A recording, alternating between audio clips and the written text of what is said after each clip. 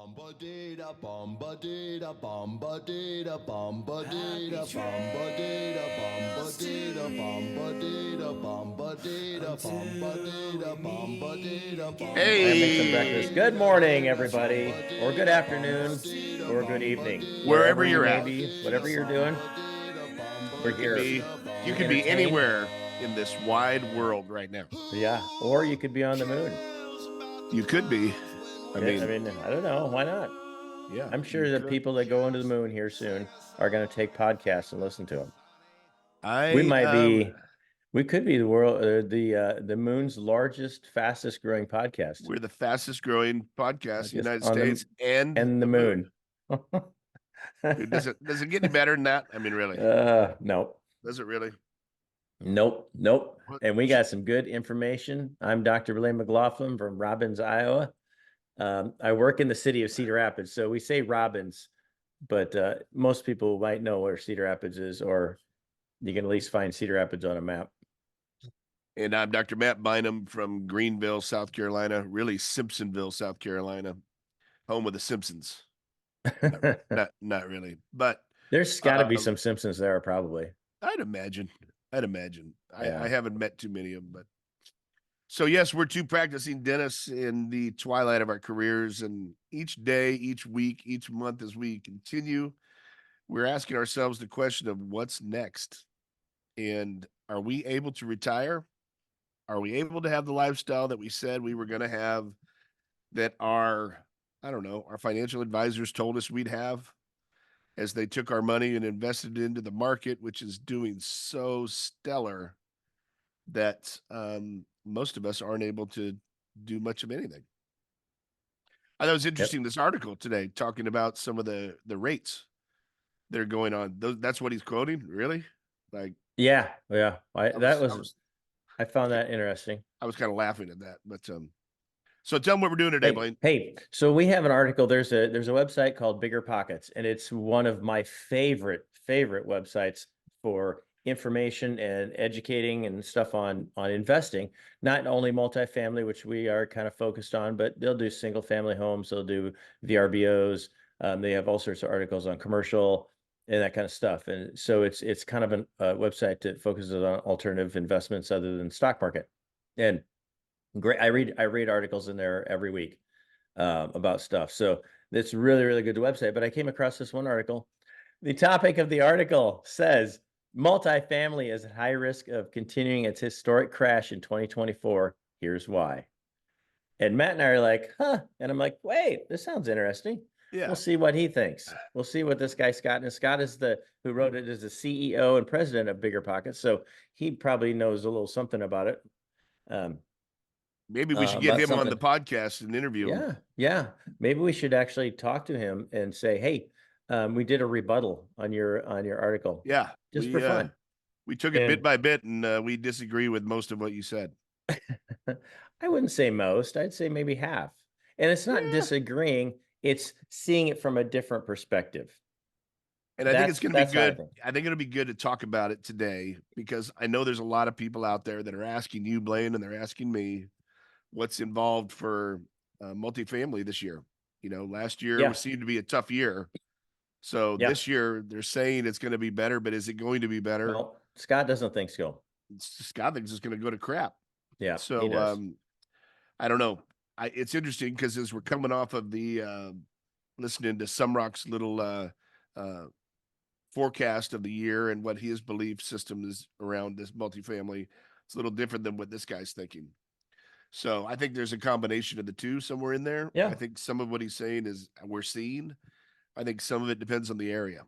So I mean, that's so key. And I think that's something that as we talk about it, we will see some similarities in what he's talking about, and we're going to see some big differences. So let's dive into it. What do you say? Hey, right on. It's first thing that he mentioned. He said there has been $2.7 billion wiped out over the last year in valuation. If you combine multifamily, 2.7 trillion. Sorry. You're right, Matt. For once, Matt's right. 2.7 trillion. I read the article this morning. Took 20 minutes. That was a long time. It was very long. Anyway, has been wiped out in valuations. And so it's like almost a 30% decrease from 2023. So that's a big drop. And he says 2024 is likely to be as ugly. And I'm like, you think there's going to be another 20 to 30% drop in valuations? I think that's a little extreme. Yeah. I think the majority of that's done. We talked about the clock a few weeks ago and how we're kind of at the bottom of the clock, which is valuations decrease, time to buy, and then you hit it on the upswing. And we're somewhere between 5, 6, and 7 o'clock on the clock is my belief, and I think that's what Brad believes, and most of the people we talk to. And this guy, he would probably say we're at 3 o'clock. Yeah, I think he's So, saying maybe and even we 2. still, and 2 to 3, and we still got to go all the way down to the bottom. And there's obviously a lot of different ways to think about it, but Hey, does he say where he's from? Do you know where he's from? no, I don't know. I'm curious if some of his thoughts is because of the area that he's from. Oh, I don't. I didn't think about that when I was reading it, but so I didn't let's either. talk about that first part. So 2.7 trillion in wealth has been wiped out. Okay, that's what he's saying. Yep. He's saying that 30% roughly value of assets gone down in 2023, right? 30%. Yep. And he's thinking another 30% is going to go down in 2024. Well, I think the reason 2023 held true like that is because when the market shit the bed and the rates started climbing, right? Yep. People started getting a little freaked out. But at the same time, apartment complexes had already been purchased. So they're trying to upfit all of these apartment complexes, and people are squeezing money and they're not renting. So occupancy obviously is down. The CapEx is up. And that's why I think the valuations of those particular multifamilies was down 20-30%. That would make sense to me, right? Yeah, it would make sense to me Totally too. makes sense. I think what's different is when you look at it in relation to 2024, as the rates either stagnate or come down. And the last time we were on last week, we were talking about how the prediction is by the end of the year the rates will be dropping. Yep. If that holds true, and even if it just stayed stagnant and steady, I don't think we're going to see a 20 to 30% drop in value as people continue to build onto these multifamilies, build the value into these complexes, continue their growth. I think you're setting it up for the windfall, which I kind of read through the lines in here several times. The windfall is coming. I think the windfall is going to be 25, 26. And to Right. be candid, that's our investments that you and I are in, Blaine. That's when the time that we're going to be sitting looking sweet. So I Yeah. think those investments are really going to pay off handsomely. So handsomely, how about that? There's a word for it. Handsomely. Who's got Especially when your money? especially when you're watching us on YouTube and you hear the word handsome. Yep. Yeah, it just kind of flows. Totally. Right on. So I don't see that happen. I don't see that happen in 20. No, I think we'll see after the first quarter, and then we'll see what the numbers are going to do. My prediction probably going to stay the same. Nothing's going to happen. And then I think mid-year it's going to start to drop. I'm not going to say how much. Probably a quarter, still going to drop. Interest rates, So yeah. I don't think we're at that stage again where we're going to be boosting up and losing our butts. Well, cap rates have gone up because of that, and basically that's they're inversely proportionate to value. As cap rates go up, values go down. And cap rates have gone up, but I think they lag behind the market because there wasn't a lot of action in 2023, right? In the real estate area and the selling and buying, because the sellers are like, I ain't selling because I'm not getting enough. And now I think it's the point where if they have to sell, they're at a realization, yeah, I'm not going to get what I really wanted for it because of all that's gone on. So I think we're seeing this lag of the cap rates, and we'll probably see that throughout the year. And so decrease in value probably in some areas. I think you're going to get some, but I think it's pretty much bottomed or close to bottoming out. And maybe that's what he's talking about too. Maybe we're talking about at the end of that term where you're either going to refi, sell, or Charlie might continue the mission. So it's one of those things that's going to happen. You have to look at the numbers and the stats. And I think what's happening is, they're at the stage where, ooh, I thought we were going to be in a better position to sell, and we're not. So maybe he's taking that into consideration and saying that's weighing heavily on what the market's doing. But I think Well, that's just going to be a delay of what, a year yeah. for some of those people. But the one thing he's looking at, he says there's only one reason to buy multifamily, and that's the income stream. Yeah. And that's cash on cash return. In my understanding, that's how I take that. And cash on cash return is going to be way more difficult now than it was 2 years ago. And I totally get that. I totally agree with him. Yeah. But that's not the only reason. That's not why we're in it. I mean, our cash on cash return from the deals we're in are not very good. I mean, we got a couple of deals that are going okay.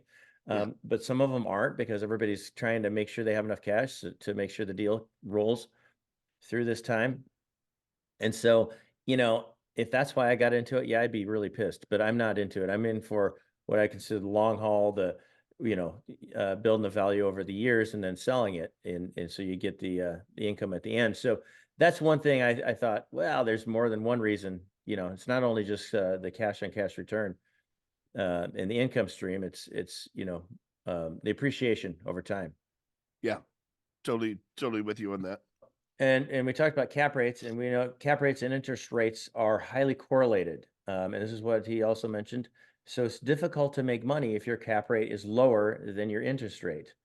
And there are many ways to get a 5% return on your money. And you mentioned that. You're like, 5% return? Yeah, I mean, that's not what we're looking for either, because, well, I got 3 over the years.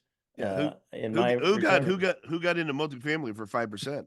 Anyone? Is anyone interested in getting in it for 5%? I don't think so. I think the risk reward is much greater than that. I mean, if you're wanting to be safe and not have any risk, then don't do this, because again, I have some money in the high yield interest rate in a bank, and it's getting 5.25 right now. Yeah. And it's like, okay, that's cool, but that's I'm not in for that. I'm looking for 15 to 20% rate of return over the years, and so yeah, that's a little different. Again, a different take. And the when you're, and again, he talked about cap rates being lower than interest rates, so that means you're paying more interest than the cash coming in. It's kind of a quick way of looking at it, kind of upside down. Yeah, but it doesn't assume there's any loan. It's not like, well, what if you leverage money? Right. Then your 5% return, if you leverage 30, or if you leverage a third of it, or your loan is 66% of the whole thing, then your 5% return is a 15% return. Right.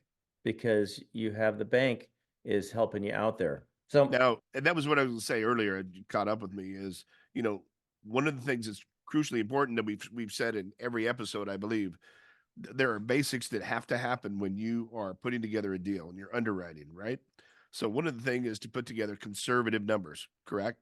So we put conservative underwriting, and built in conservative underwriting are reserves. And I think there are some people that did not build into their underwriting reserves. And as the expenses started to get higher and the rates continued to jump, they started getting concerned and scared, and they started depleting their numbers. So there's been some capital calls in some of these projects around us. I know that. We've heard that. So that is concerning. That's concerning to me, especially if it was my money, because they didn't plan for it on the front end. But what did we learn last week, Blaine? We learned that Brad even said the Fed is encouraging the banks to get active and proactive in helping with the lending and the terms and the refis. So you've got a national institution that's saying, hey, we have something going on in the country. We need you to step up and do a little something to help this process. And I think his assumption is that none of that is happening, even though I think it is happening. Yeah. So I'm kind of anti what he's saying in regards to that, but partially I totally understand the cap rates and what's happening with that. The 5%, you can have 5%. I'm not interested. But he did say something in here. There was I think it's coming up in this, where he talks about the build market. The build market is thriving right now. You know, Yeah. kiddies are in the build to rent market. That's new project for them. Ann and I are in a build market, development build market, and these builders they're going crazy. They're building everywhere, and nothing's going to stop them because they're coming out of that recession, and they're going crazy building. So what we're experiencing, though, and he's going to touch on this in this next part of this article, is the difference between the Class A buildings and the Bs and the Cs. So everybody wants to build these brand new complexes, but they can't fill them because the rates and because the rents. So I think the Class A's are probably getting better occupancy than the others, but the rent's super low, and they're keeping it low for, I don't know, 2-3 years, and then they're going to jack it, and then they're going to lose people. So that's when the B's and C's are going to fill back up, and those projects like we work on are going to thrive. My feeling. That's a good take. Good take on that. Yeah, there's a huge number of deliveries coming out into the market now, and totally agree. He mentioned that, and that's no question about it. Everything's all kind of backlogged from COVID, and now it's all being released, and so that's going to affect occupancy. There's no question that that's the case. And you know, in our favorite town of DFW, I think he put a graph on there that said there's a 4.5% of all apartments are coming on the market. So that's how many is like 40,000 deliveries or something this year in DFW. And he's like, there's no way that you have that number of people. Austin is like 10%, almost 10%. And so, you know, Austin that's a lot bigger number. And you know, his point was like, there just aren't that many people moving to Austin that you're going to have that much of an increase in rent, that all those are going to be filled up. So therefore, what are they going to have to do? They're going to have to do concessions to get people to move in. They're going to have to lower their rent rates. And I think in Class A, in a place like Austin, I think you're going to see rents coming down. I agree, totally agree with him there. DFW, probably it'll help stagnate those a little bit. You know, I think CoStar says they're predicting like a 1 to 2% increase in rents in Dallas, and CoStar is, again, they have more data than the Chinese get from TikTok about multifamily. So they're one of the best places to go for potentially predicting the future, if you can do that, which you can't. So so they're still predicting an increase in rents. And you know, in Dallas, the growth in DFW is so big. I think I saw there was looking at a 9% increase in population or something. I mean, just like it's nuts over the next few years. And so you're going to get some of that is going to be buffered by the huge increase in jobs. They added 180,000 jobs last year, you know, and so in Dallas, it's still growing. It is, and some people predict that it will be the largest metroplex in the country by the time we're dead. Well, maybe after we're dead. Maybe after. We might live that long. If I can live to 120. You never know. Huh. If you started cold plunging, you might. Hey, I'm you know, over the last 2 weeks, every time I get done with the shower, I turn on as cold as I can. Cold shower? And sit there for a couple minutes and sing a song. That's and then nice. I get out of the shower. My skin is numb. Can you give us a sample of like some of the singing? Just like what's, just curious. No. You know, I used to take cold showers, but that was just because I was married. And, right, exactly. I know. But yeah, and I do it because I'm thinking of you. But yeah, well, anyway, that's pleasure. Thank you. Same thing. Oh, shoot. So I'm looking at his for Dallas Fort Worth, and the forecast deliveries are basically 39,000. And he's saying I said 40,000, Matt. Yep, I know. And he's saying the percentage of stock is 4.5. I saw 2%. It's 4 or 5 is what it says. Well, Dallas, that's what this graph says. I've seen 2%. And that's what I'm saying is I'm not So sure that I I don't agree know. with what he's saying. I think Dallas is the biggest market. Every single person that steps on that stage or writes an article or does anything with the Sumrock Group or people you talk with, somehow DFW continues to just surpass everything. It's crazy. And I'm Yeah. always wondering why. Like I sit around, I look around the city and I think, damn, like, how does it continue to grow like that? And it does. Every time we fly in there, there's something new being built, big subdivision. It's crazy. Yeah. Yep. So that's cool. Here's something else. Um, Scott mentioned, he says, just because values have dropped 30% doesn't mean they're on sale. And I'm like, I kind of disagree with that. I think they are on sale. And I think what he's trying to get at is he thinks they're going down further. So he's like, they're not bottomed out, but they're still on sale. Yeah. And can you predict the bottom, Matt? Negative Ghost Rider. No, you can't. You can get around, but by the time you figure out that the bottom is hit, You're already you're 6 months beyond it. Yeah. And you're like, oh yeah, past you. 6 months ago, that's when it was. Well, shoot. Yep. Now it's on the way up. Do I buy now? Is it time to invest? Blah, blah, blah, blah. So That's again, right. 30% down sounds like a sale to me. And maybe it'll go 40%.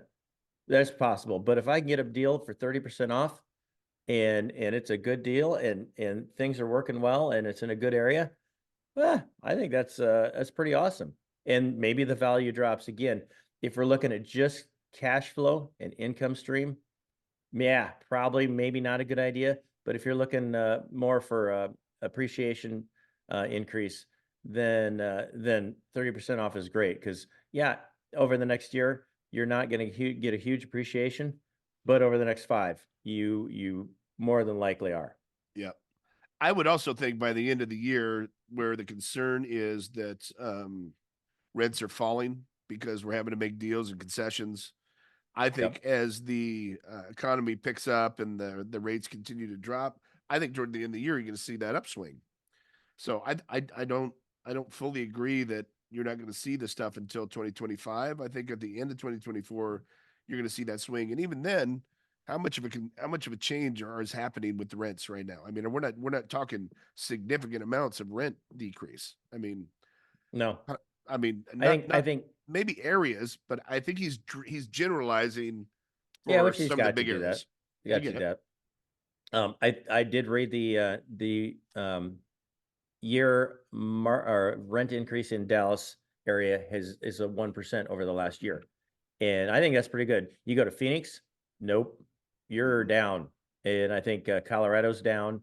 Yeah. Denver area, I think Atlanta is either stagnated or maybe dropped a little bit, Yeah. but in Dallas, because I looked that up and they said, well, it's been 1%. I'm like, that's to me that's impressive that it hasn't dropped. But again, it depends on what graph you're looking at and what statistic you find on the line. Sure. So, what Let's else we got, see. Matt? The next part I was into is he talked about expenses increasing, By over 19%. and no question about that. Yeah, It's they're going up. there's definitely going up. For whatever reason, property taxes seem to be skyrocketing in places because they can. I don't know. I Maybe. mean, Do you yeah, think it's over 20% though? I wouldn't be surprised. I mean, insurance rates themselves have freaking gone nuts. True. I mean, it's just gone True. out of Insurance crazy. control. Yeah, you're right. You're right. Insurance is crazy. I think people are, I think just general, to payroll and stuff like that has increased. You get inflation rolling in there at 10-12% or whatever it was last year, you're going to have an increase in payroll if you're going to hire people. And Yep. I don't know, in my business, Matt, I'm finding it hard to find people that want to work. And I have that same thing. yeah. And so then what do you do? How do you get people to work? You pay them more. And so I'm guessing that some of these workers and maintenance guys and people running the show on a day-to-day basis in your complex are probably going to cost more if you want somebody that's worthwhile. So It's I frustrating. think there's definitely an increase. I don't know what percentage it was. But in our situation, if you're underwriting a deal, you got to include that. And that way, and again, that's one of the reasons that cap rates are going up and values are falling, is because people are like, hey, my expenses are higher.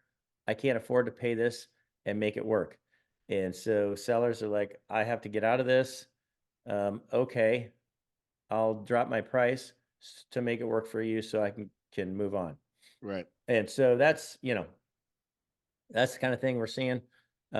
If again, if you're buying, you just underwrite it, make sure you do your due diligence there and totally get the information you need, get some quotes from people on insurance rates and taxes and that kind of stuff.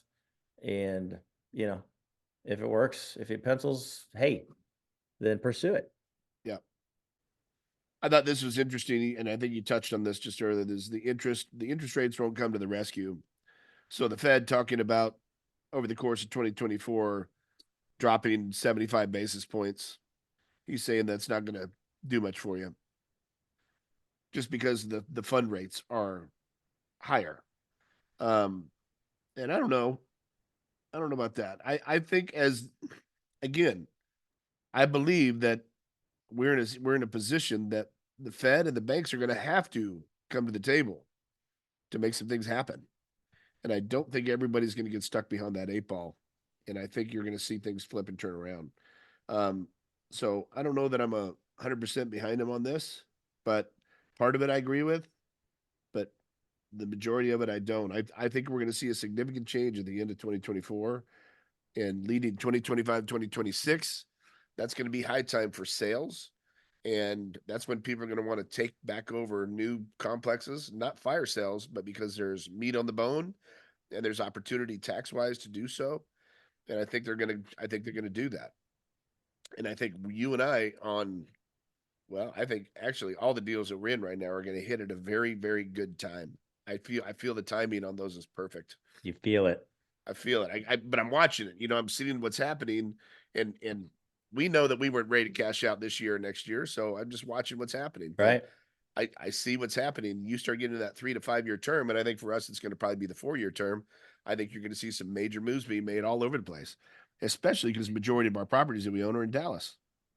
Yeah. So I think you're going to see that move incredibly well for us.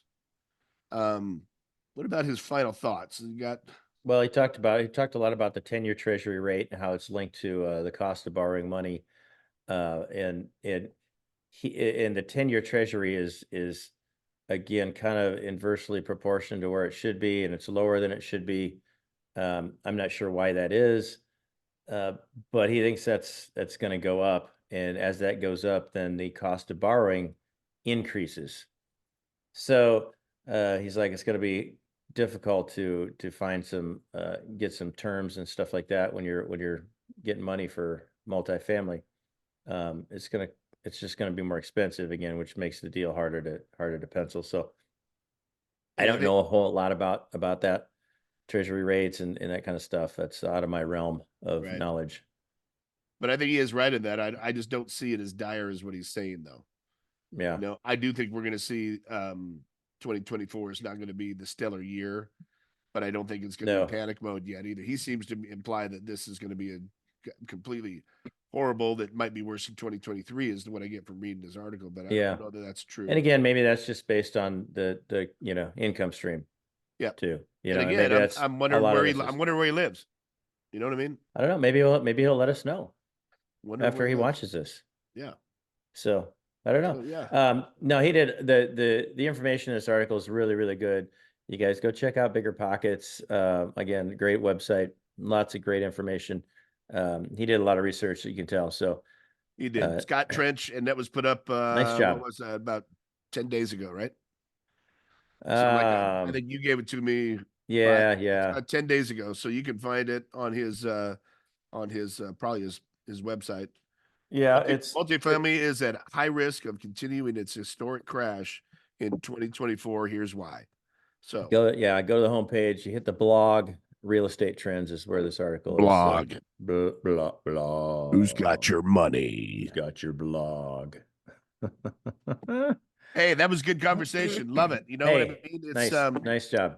I love that we continue to grow with this and we share the information with everybody out there. So I bet there's people out there like, what the hell are they talking about? Well, I realized we were talking earlier before we got on the call, and there's a lot of people that are educating, spending more time educating their people, and we do too. So we need to go back to some basics again. And I know it's repetitive, but repetition is what?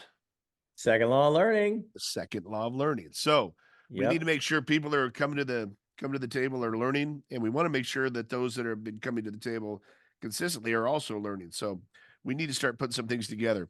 Would love it if you guys share the podcast, share it with friends, send us questions, send us insights, send us anything so we can make this podcast more suitable for you that are watching and listening. We'll cater this thing toward what it is that you want to see and what you want to hear.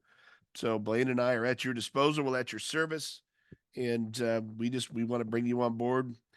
Just as we're learning, we want to share the wealth with you. So Yeah. Yep. Exactly.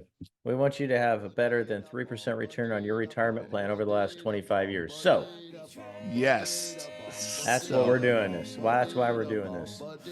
That's right. Hey, so with that, take care, everybody. take us out, punks. Take us out, Atomic Punks. Peace.